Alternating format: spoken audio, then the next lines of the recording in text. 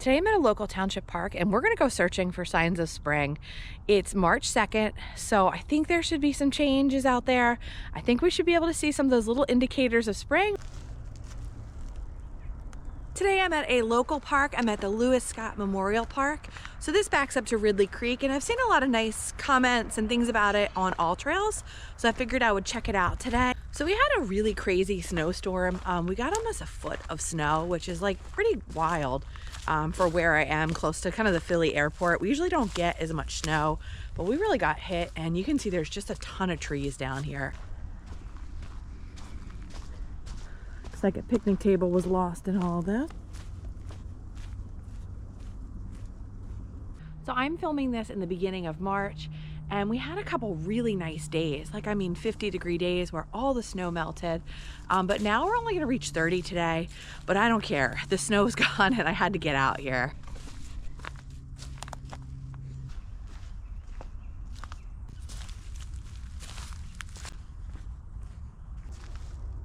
It's a perfect little hideout for some squirrels or some animals in this log. You can see light on the other side there. So given the choice of staying inside all day or getting out for just a small hike, I will always take the small hike, even if it's at a local park.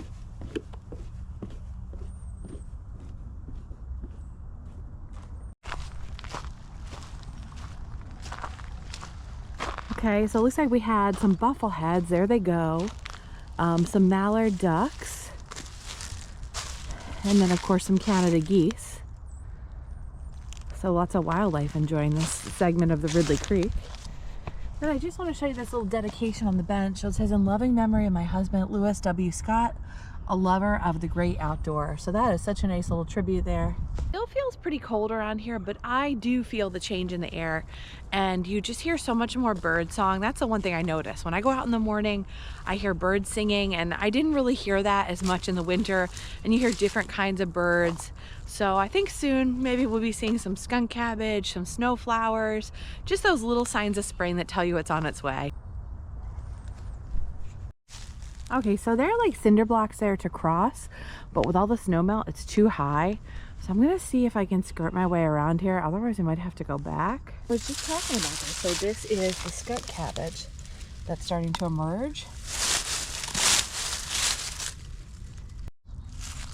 So the skunk cabbage is just coming up everywhere along here.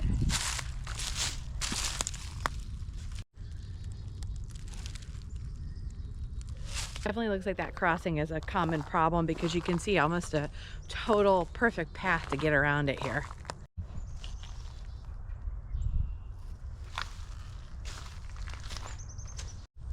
Now we've got this little wetland area over here.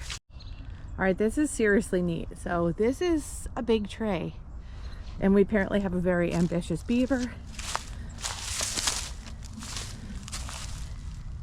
because you can see what it did to this tree. That is just crazy. Talk about tackling a tough tree to chew down. It looks like maybe it's been like this for a while. Like, this doesn't look too new. My husband and I have always encouraged our kids to go outside, and when they were younger we just did tons of camping and hiking, and we still do hiking and travel and things like that with them, but not as much due to their schedule.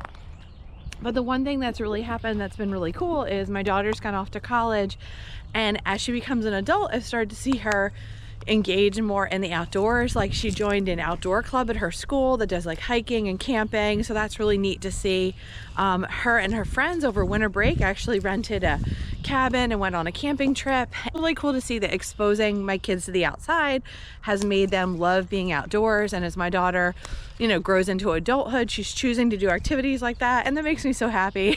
I hope she doesn't see this, so she'll be like, I don't want to do that anymore if my mom approves.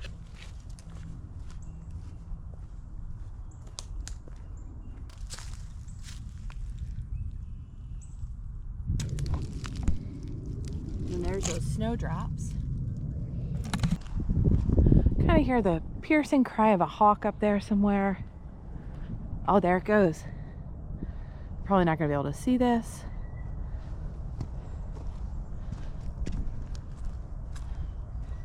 Oh, there's actually a pair of them. So there goes another one. can see a lot more beaver activity, the way that that is cut.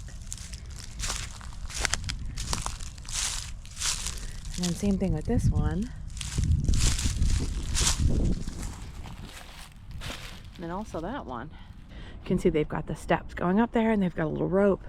Maybe that is a deep section there. I really didn't care if it was covered head to toe in mud. I'm just happy there's no snow left on the ground and that it melted.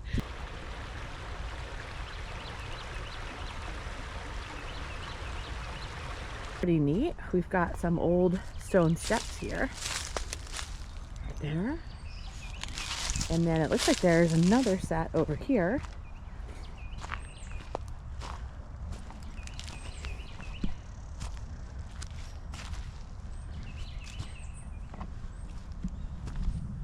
Pretty cool.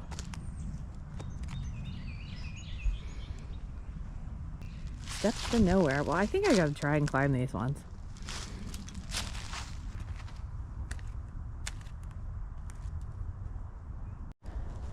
So this is pretty neat. There's just a little stone wall here, a few picnic tables.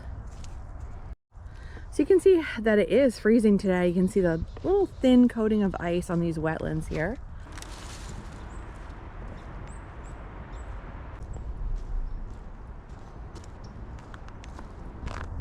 So we've come across more huge stone walls here. You can see where that section is crumbled out.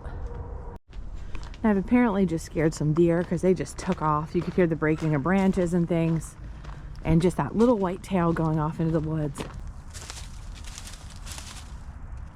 So I was very curious about the stonework, and when I got home I did some research.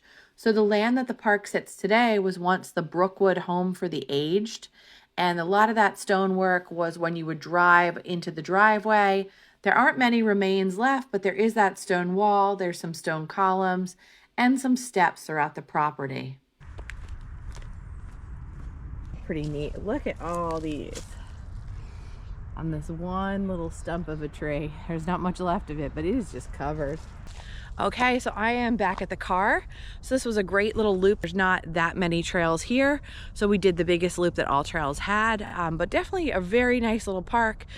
Beautiful to be near the water. Definitely saw some signs of spring, which I was hoping for.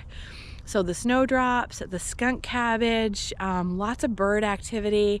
So spring is on its way. So be sure to let me know in the comments, have you seen any of those early indicators of spring? Are you seeing anything where you are that's indicating that change is on the way? Be sure to let me know. Thanks for watching, guys. Bye.